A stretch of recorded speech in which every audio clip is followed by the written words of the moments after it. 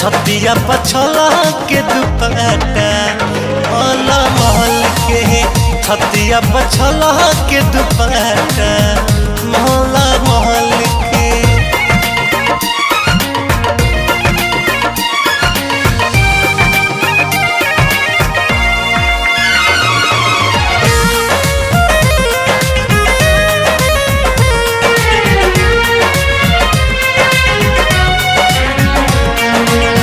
अभी तुहरे उठत जवानी भीतरे दबा के रखो रानी।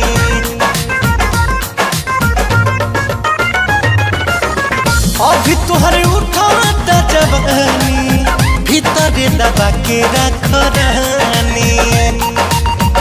तो पीछे पड़ गइला हो बहुत बिगाड़ गइला हो मौका पाते हमरा लगे तू पसार गइला हो। रही जात बात मन हमारो मचल के छतिया पछला के दुपट्टा महल महल के छतिया पछला के दुपट्टा महल महल के।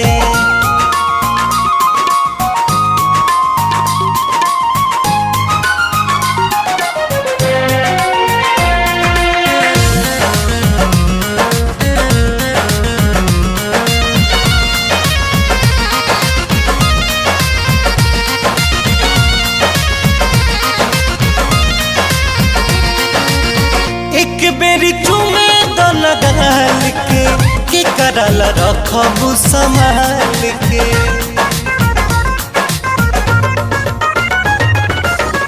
एक बेरी चुमे तो लगाल के करल रखबू संभाल के। तोहसे मिले ना नजर कितना करबो कहा अब हम प्यार ना करो ना बनाइब हम लोग। पढ़ल करे जे हमर हियार में हल के छतिया पछला के दुपट्टा महल महल के छतिया पछला के दुपट्टा